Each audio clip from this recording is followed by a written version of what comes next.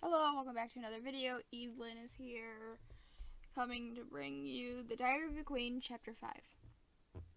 Noon, the same day. I wake up to the sound of Emma cleaning my room.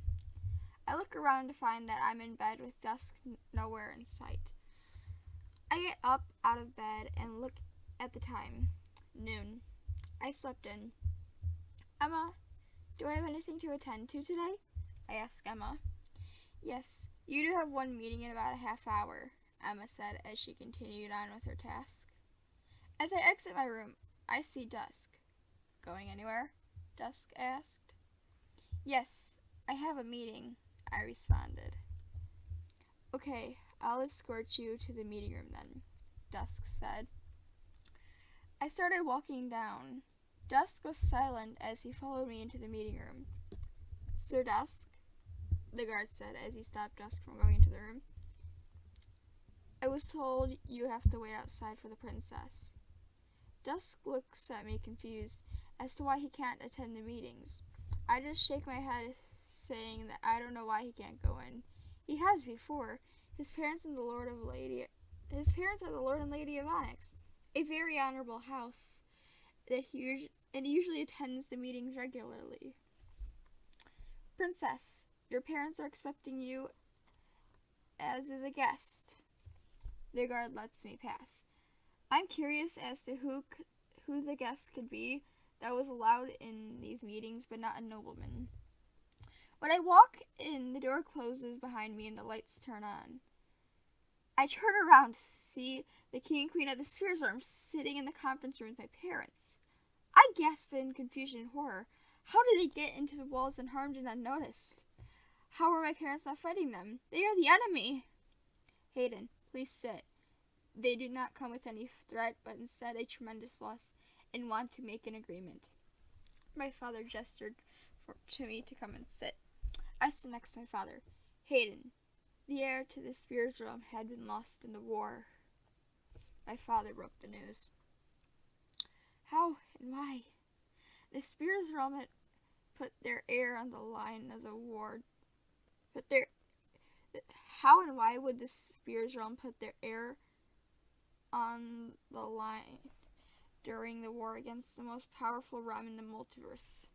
One rule all royals must follow is that the firstborn child, regardless of gender, to every royal or noble couple, will be the heir set to inherit the family's wealth and fortune. If they don't have an heir to the throne equivalent to the status, then their country will disappear. That was a legend by a poet that a prophet said, and prophets are like saints of the multiverse, so people believed it, though no one actually has seen it happen. So what is going to happen to your realm? I asked. My mother started to cry. Why is she crying? The rule is that there needs to be an heir equivalent to the status of their parents, or the realm will disappear.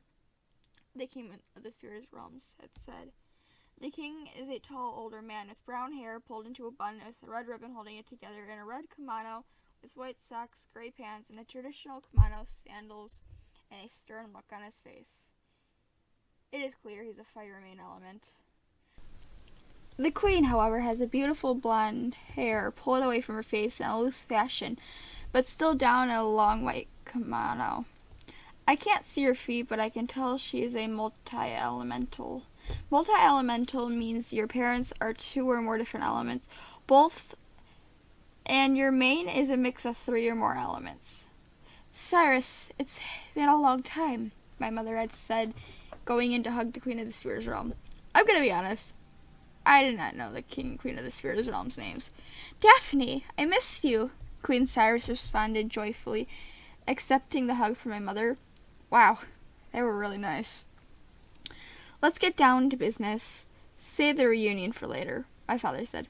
Hayden, I know this will be news for you, but me and Queen Cyrus are sisters. I am originally a princess of the Spheres Realm.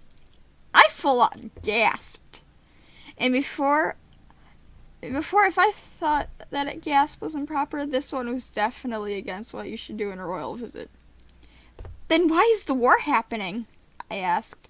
My mom and Queen Cyrus seemed to have a good relationship. Quantum extremists assassinated Princess Siren, thinking that it would greatly benefit your side of the war, when it was really not a war in the first place, King Fu said. Wait, the war was fake? Then why did you bring me here to tell me this if you're hiding this from 2 entire realms? I asked, troubled. Because we need someone with equivalent power to sit on our throne for Siren's coronation, King Fu said. Wait, that means you're merging realms? That's only a legend. Why are they attempting that? Yes, you will be queen of both realms when you take your throne, King Cyrus said sweetly. I'm speechless. Will this stop the extremists in both realms? I asked hopefully. We need to stop these extremists because since I found out the war was fake, they are our greatest threat. And that's why I never saw the army ever leave the palace. When it's announced to the multiverse, there can either be 2 reactions. 1, everyone is supportive. 2, extremists blame the royals for everything that's wrong and try to target you, Queen Cyrus said to me. You go to the Spheres Realm for some time and ascend the throne. Then you can go back to the Quantum Realm and ascend your own throne, King Fu said. When will I be leaving? I asked. Tomorrow, my father said. What? Why this sudden? You will also have to follow all the rules and traditions of this Spheres Realm, my father said. Man, I really wish I paid attention to my foreign affairs tutor. Okay, I think I can do that. I said, sure, everything will be fine. Excellent, I'll set the arrangements in the Spheres Realm, Queen Cyrus said. One more question. What if I have to make a royal appearance in the Quantum Realm? I asked. Well, there will be a decoy version of you to take care of that, my mother said. All right, since everything is settled, everyone's dismissed, my father said, as everyone stood and left the room.